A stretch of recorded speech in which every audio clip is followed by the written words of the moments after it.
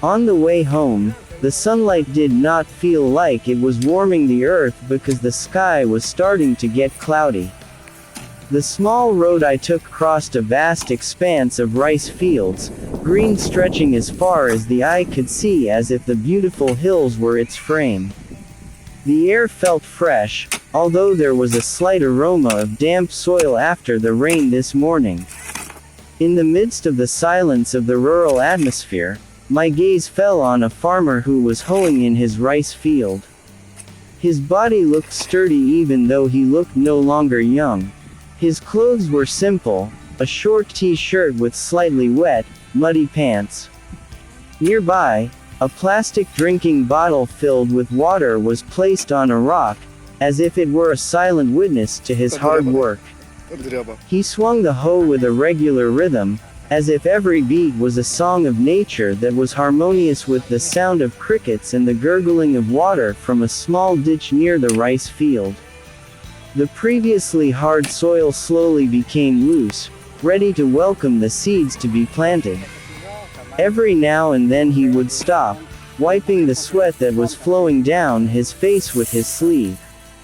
However, no complaints came out of his mouth. Instead, a small smile appeared to adorn his face. Around him, small birds flew low, occasionally perching on the rice field embankments, looking for worms or insects that emerged from the newly hoed soil. The coconut trees that lined the edge of the rice field swayed gently in the wind, providing a little coolness in the midst of the heat that was starting to subside. I was stunned for a moment, looking at the scene. There was something profound about the determination of a farmer.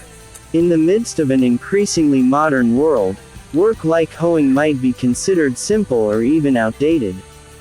However, behind every hard work there will be results that we eat. There is sweat, energy, and sincere prayers from those who work hard in the fields like this farmer.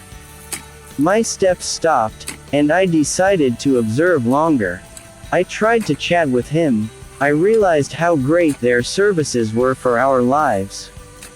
Without farmers like him, maybe our dining table would never be full of blessings from nature. Then, with a sense of awe and gratitude, I continued to observe. His face looked tired, but the determination that radiated from his eyes showed that he had not given up. That day he decided to overhaul his rice field. The rainy season this year was not friendly. The chili plants that he had been caring for months could not survive. The leaves turned yellow, the stems withered, and the fruit that should have been the harvest now rotted before they could be picked. "The rain is merciless," he answered when I asked him. With slow steps, he swung his hoe, loosening the wet and heavy soil.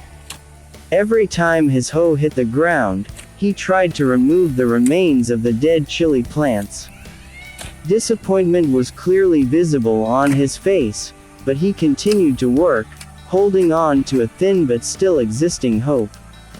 Every now and then he took a deep breath, looking at the deserted expanse of rice fields, as if trying to imagine the beauty of his chili plants in the past, when the leaves were fresh green and the fruits hung bright red. "What can I do?" he whispered softly. "This land must be ready to be planted again. If not now, when?" He continued to stick the hoe into the ground, then lifted it slowly, forming mound after mound. Every swing of the hoe felt heavy, not only because of the hard ground but also because of the burden of hope he carried on his back. Small birds flew low around the rice fields, sometimes perching on the embankments, as if they were loyal friends who accompanied his solitude. In his chest, there was a prayer that continued to be said, hoping that the chili seeds that he would plant later would grow well, producing golden grains that would bring smiles to his family's faces. And in the midst of the silence that afternoon, he continued his work. This was a struggle that never died down. Every now and then, he paused, wiping his sweat with the sleeve of his shabby shirt. His gaze was directed to the green expanse in the distance, where young rice plants were starting to grow, promising the expected harvest. However, he also knew that nature was not always on his side. Sometimes the rain was too heavy, flooding his rice fields, or prolonged drought threatened his harvest. But as a farmer, he was used to such challenges. With an unwavering spirit, he returned to hoeing, making sure his land was ready to be planted. Every hoe was a prayer, every drop of sweat was a hope.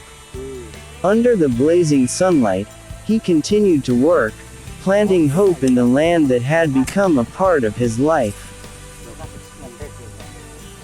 When approaching the farmer who was hoeing, his breathing was regular, in rhythm with the swing of the hoe that hit the ground. Beads of sweat increasingly wet his temples, flowing slowly down his face full of lines of experience. I watched how he worked with great diligence. The soil that was once hard was now starting to loosen, ready to receive papaya seeds that would later grow well in this land. In the distance, the expanse of green rice fields stretched out, swaying slowly in the afternoon wind. The sound of crickets could be heard faintly, mixed with the gurgling of water from the irrigation channel that flowed not far from where you were standing. The farmer stopped his work for a moment, put his hoe on the ground, then squinted to see me more clearly. His tired but friendly face showed a small smile, and we chatted.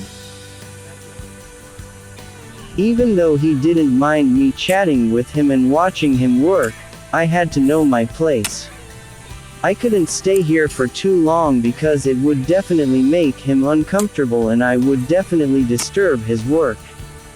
So I chose to say goodbye and leave him.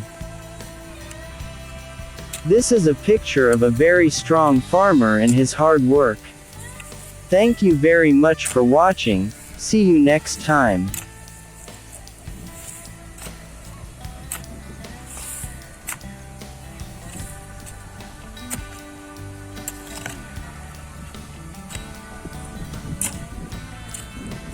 Wes le, lu dali.